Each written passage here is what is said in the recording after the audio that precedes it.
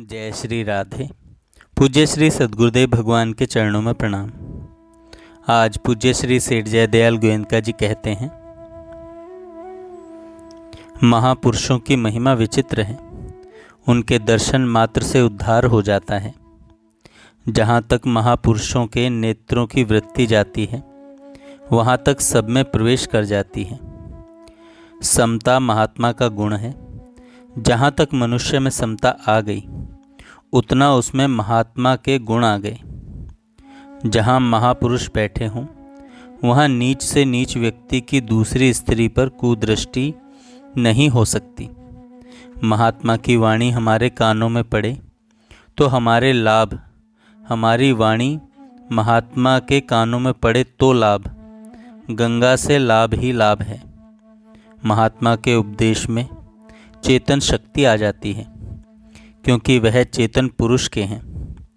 जैसे भूले हुए हनुमान में जामवंत के कहने से कितनी शक्ति आ गई कि वे समुद्र को लांघ गए।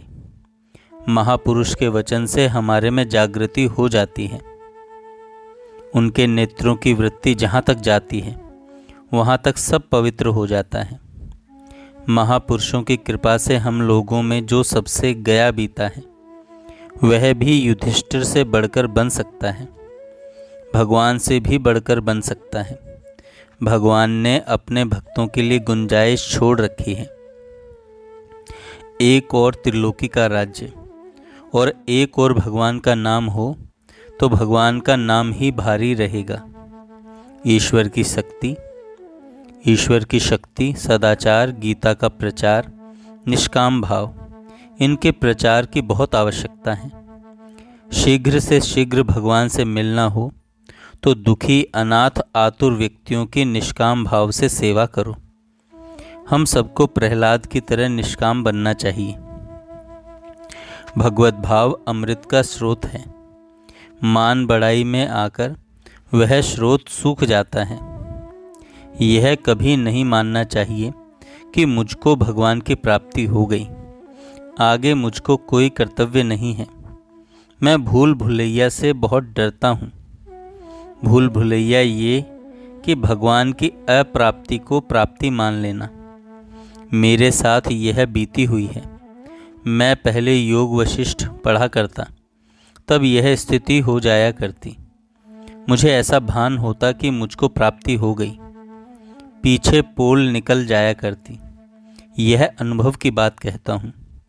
ऐसा चेताने वाला आपको और कौन मिलेगा। गुरु एक परमात्मा को ही बनाना चाहिए। यदि और गुरु बनाओ तो दत्तात्रेय की तरह बनाओ। मान बढ़ाई, प्रतिष्ठा, यह बहुत धोखे की चीज है। इनसे बहुत बचना चाहिए। यह पूरी खेती को ही नष्ट कर डालती है। भजन नहीं हो तो जबरदस्ती करें। भगवान की शरण होकर भगवान का आश्रय लेकर करें। भजन होगा, अवश्य होगा। भजन करने की लालसा बढ़ानी चाहिए। मन फालतू काम में, संसार में चक्कर लगाता फिरता है। उसकी आदत को छुड़ाना चाहिए। उसकी आदत छूटेगी भजन, ध्यान, सत्संग से। वैराग्य के नशे में चूर होकर संसार में विचरें। असली नहीं तो नकली वैराग्य लाओ। नकली से पीछे असली हो जाएगा। वैराग्य से उपरति हो जाती है।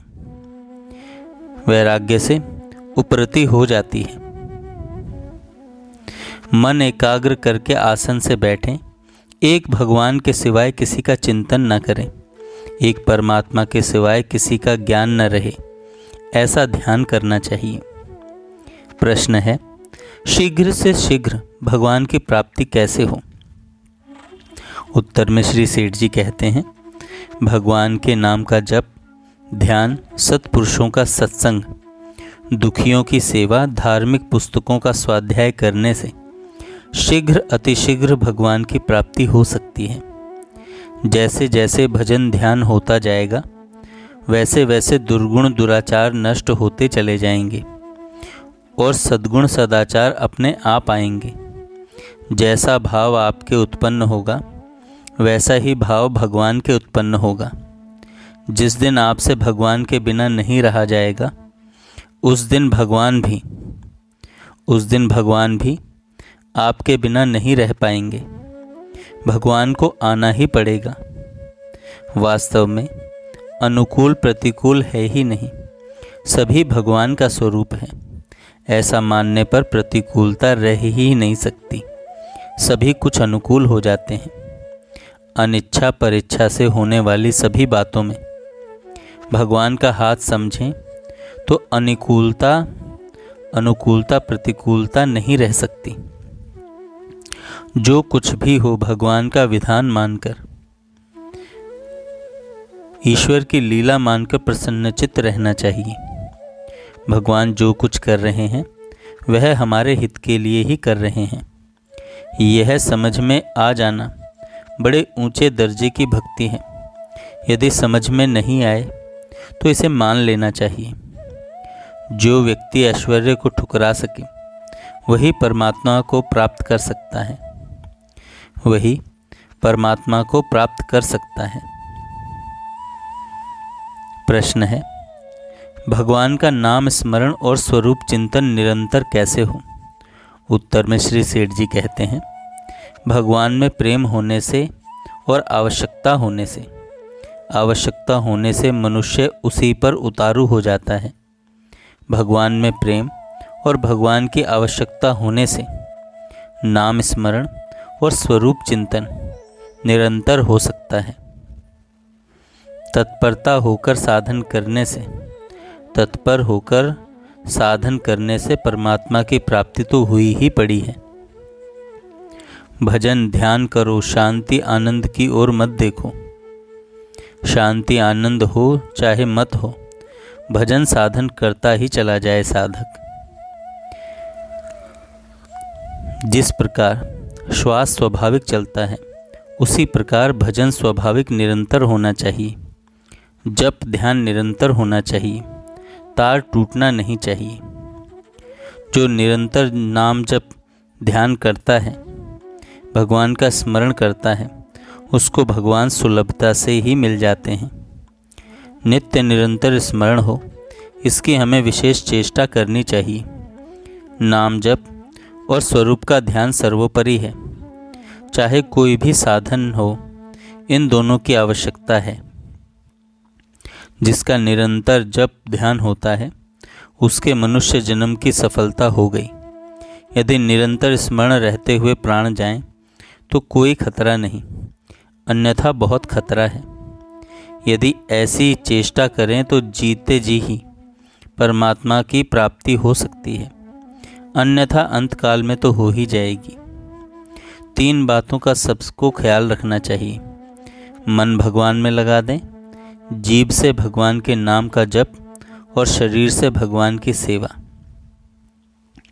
जब जब भगवान की स्मृति हो तब तब समझना चाहिए कि भगवान की कितनी कृपा है।